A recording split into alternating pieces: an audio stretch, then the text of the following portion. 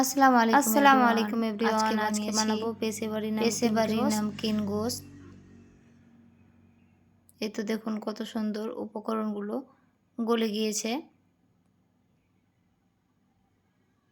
একটু আপনাদেরকে ভাতের সঙ্গে ভেঙে মাখিয়ে দেখাই।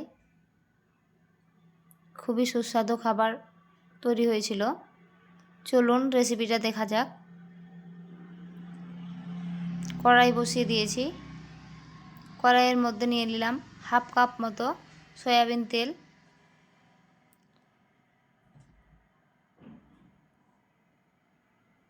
এখন দিয়ে দিব হাফ বাটি মতো গাওয়া ঘি।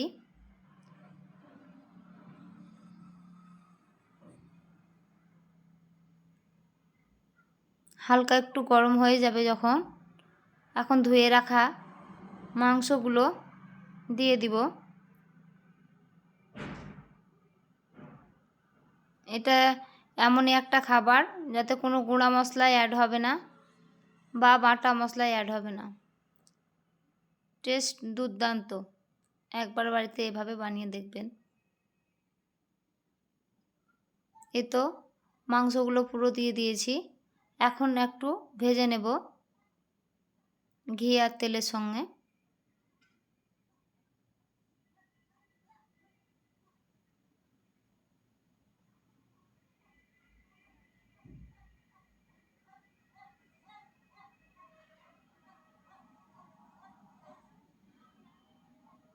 দুই মিনিট মতো ঢাকা দিয়ে রেখেছি।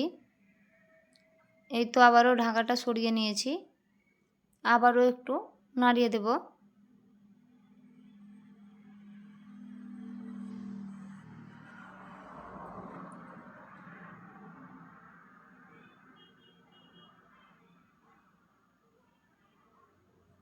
দিয়ে দিলাম স্বাদ মতো লবণ। দিয়ে দিলাম দুটো তেজপাতা। এখন দিয়ে দিব গোটা মশলাগুলো। গোটা গোলমরিচ, বড় এলাচ দুটো, ছোট এলাচ দুটো, 4টে কাঁচা লঙ্কা, একটা দারচিনি, 3টে রসুন আর দুটো পেঁয়াজ। এগুলো দিয়ে আবারও একটু কষিয়ে নেব।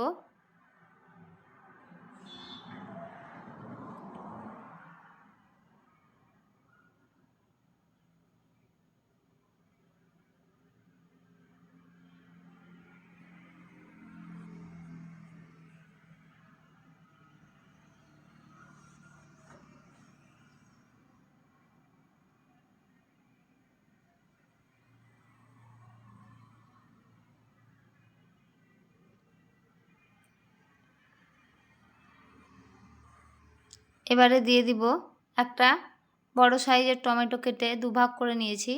এখন মাংসের ওপরে বসিয়ে দিলাম। এখন ঢাকা দিয়ে রেখে দেব যতক্ষণ মাংসটাতে জলটা ছেড়ে না দেয়, তেলটা বেরিয়ে যাবে ততক্ষণ। এ তো তেল ঘি ভেসে উঠেছে। এখন দিয়ে দিলাম 2 থেকে 3 বাটি মতো জল।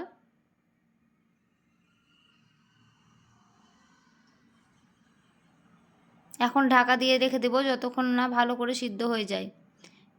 এই তো প্রায় সিদ্ধ হয়ে গেছে। চুলোটা অফ করে দেব। দেখুন কত সুন্দর কালার এসছে। এভাবে একবার বাড়িতে বানিয়ে দেখবেন।